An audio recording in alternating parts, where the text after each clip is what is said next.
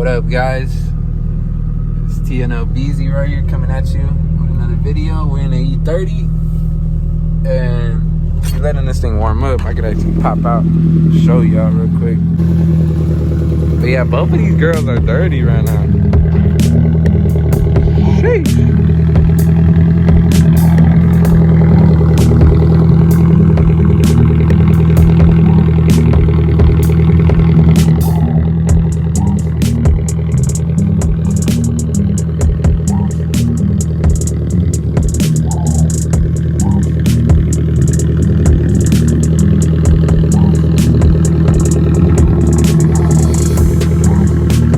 But yeah, so we outside. You guys see it.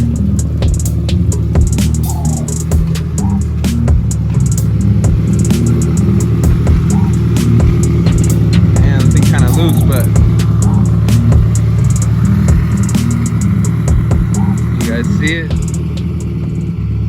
Today we're gonna be talking about some things you should check when you buy a G35, especially if you have no check engine light, especially if you have no issues, because that's exactly how I got mine. 0 issues on the dash, but multiple issues in the motor. So I'm gonna give you guys some things that you guys could check before you buy it, or even after, just in case. But let's get into today's video. I'll be back. I'm gonna head to AutoZone and I'm gonna get my day started. Okay, we just left. We got some stuff for the E30 and we got some stuff for the G35. All I bought was a couple more mods for the G. The coolant bypass delete on the throttle body. But yeah, other than that, we're cooling and we're ready to go. And we're back from the store. You already know. Got to get a pack of these before I start my day. So I'm gonna go get one of these rolled up real quick while I wait for, you know, the mailman. But, and while I was chilling, rolling my thing up, y'all see that? The mailman just pulled on up. Let's get down there.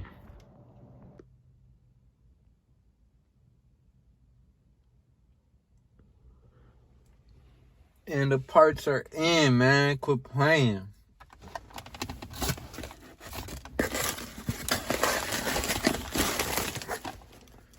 Shout out Concept Z Performance. Hell yeah.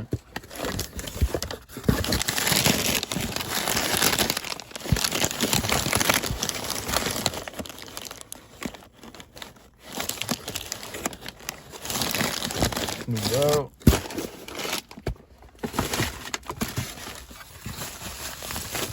Coil pack. Shit, everything new. Now it's just time to put them on.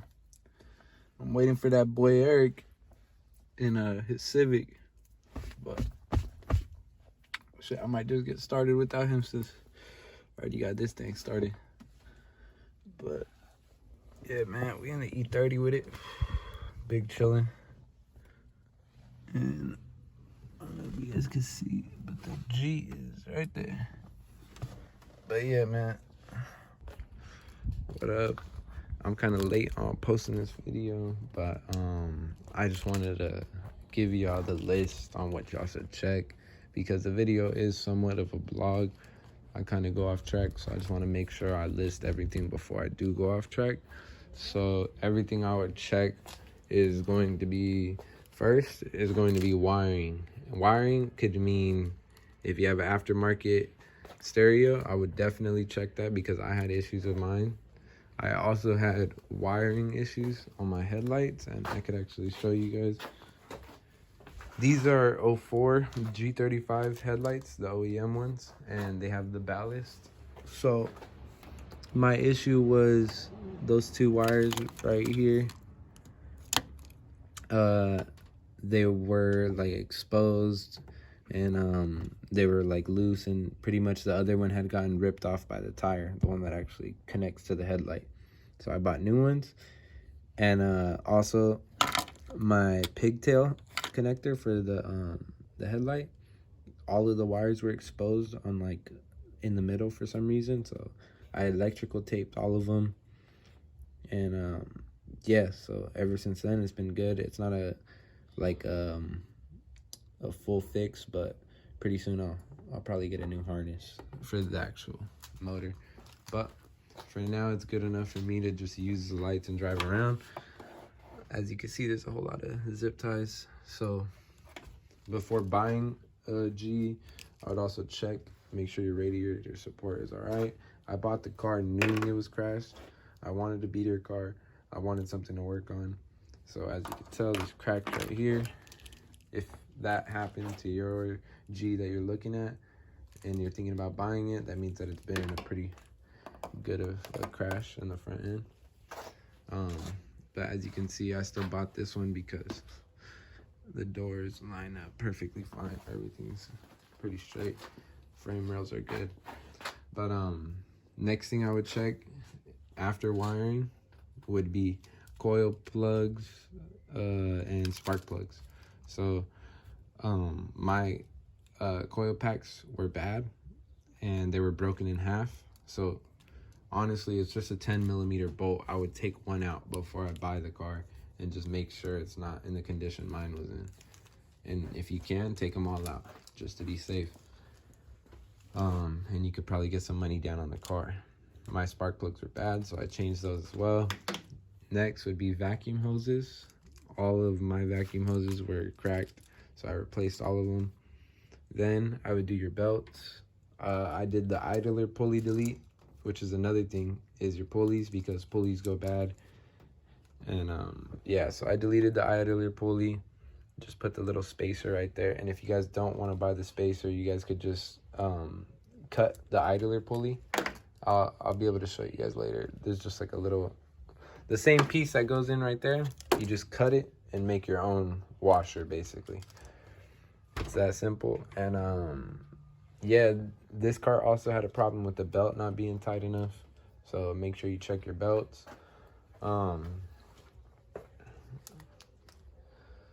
Yeah, that's pretty much it for me from my list. And of course, check all fluids. All right, that's all the oil from the first one. Those 4 papers. So,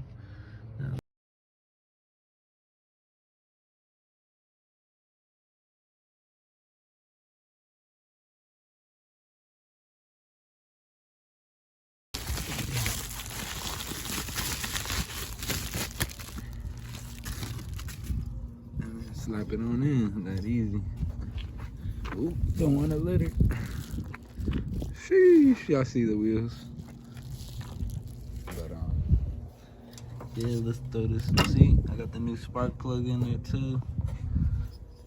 And then all you're gonna want to do, man, is just slide that little baby back.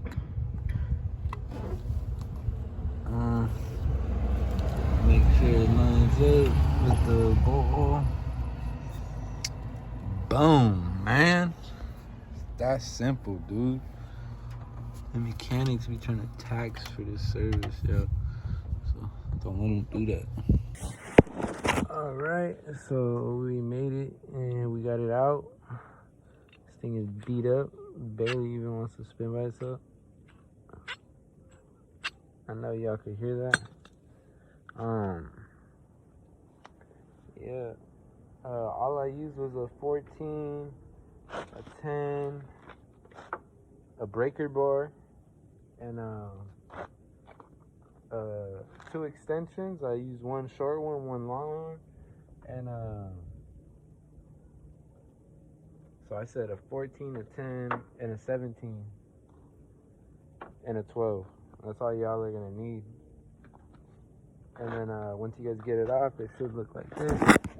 Let's go check it out.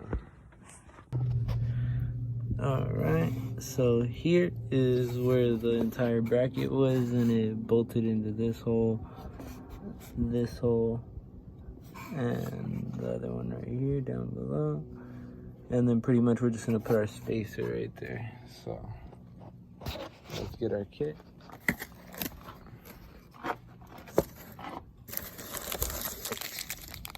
Here's your spacer. Here's the part number if anyone needs it.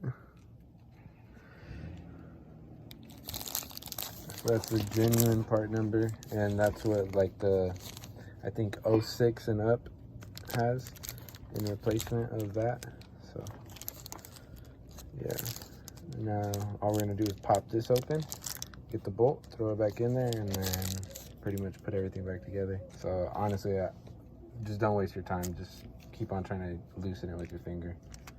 But yeah, let's get back to it. It's kind of hot outside. Whew, y'all see the E30?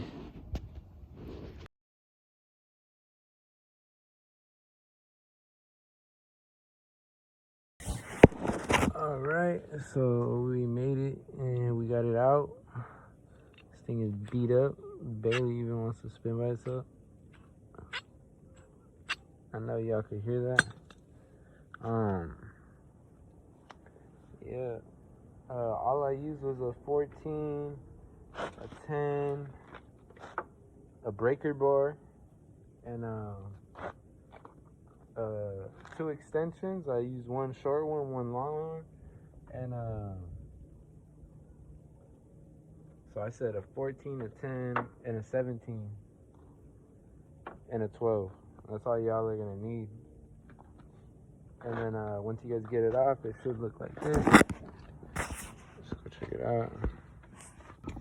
All right, there you go. Here's that YouTube magic, and the belt is in. Both got the same tension, cool. New vacuum lines. I know everybody's gonna be like, oh, it's not OE. I don't give a shit. Those shits were cracked. If it runs shitty, it runs shitty, but whatever. All right, so we got that on there with the spacer and everything. I got one more mod that I'm gonna do today. I got the bypass cap, so I'm gonna bypass the coolant lines to the throttle body, so my throttle body doesn't get heat soaked, because you know I live in El Centro. Look at the sun beaming on the E30s, perfect interior. Yeah, bro, I live where it doesn't freeze, bro, so I'm not really worried about that, you know. So I'm gonna get into how to take it apart, and you know, like, and you don't even gotta take it apart. All you gotta do is take off some hoses, slap those things on, and shit, we good. But